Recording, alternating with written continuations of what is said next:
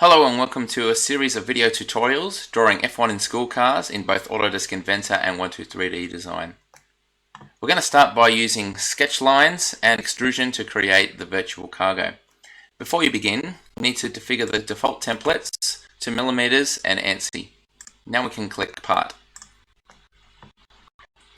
The piece we're going to draw first is the virtual cargo. All of the dimensions are available in the official rules. We're going to start by creating a 2D sketch.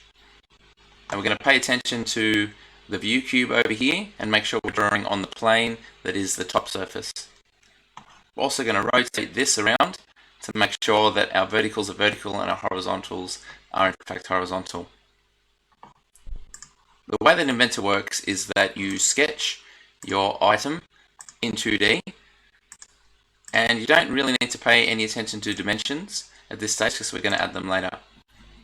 We'll also draw a line down the middle to be our center line.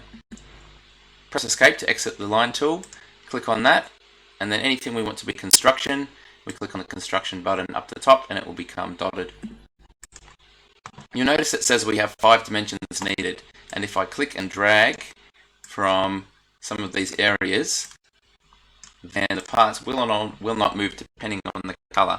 The dark blue parts are fully constrained, and that's what we're aiming for the rest of the pieces.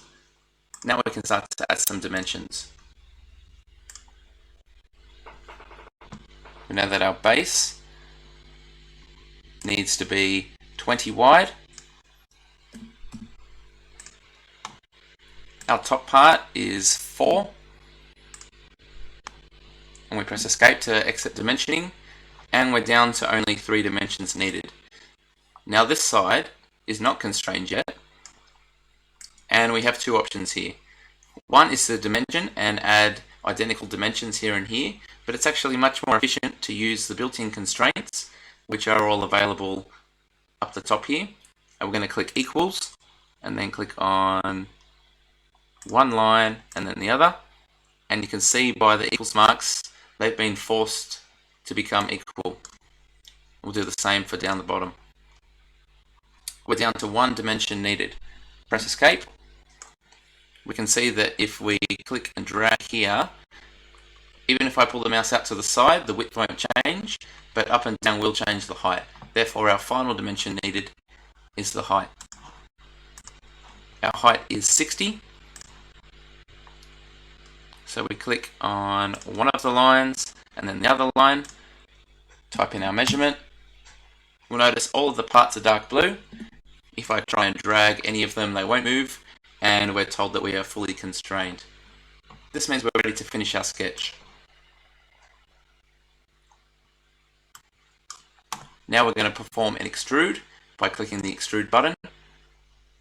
It's automatically selected our geometry because we only have 1 sketch in the design tree. I'm going to enter our thickness of 8 millimeters. Hit OK. Our part is finished. We can save.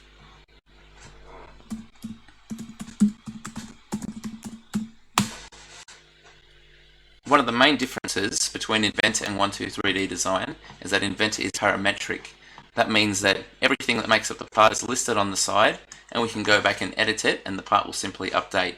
For instance, if we had one of our dimensions incorrect for our extrusion, we could double click it, go back inside, perhaps this was meant to be 50, finish the sketch, and it will reprocess everything, shorten it, and keep the extrusion. If the extrusion was incorrect and it was meant to be 10 thick, we can go and change that. Once again, the part will update. We will, however, change it back to the correct dimensions.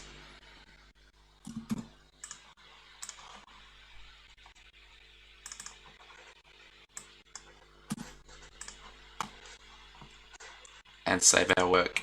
And there is our finished first part.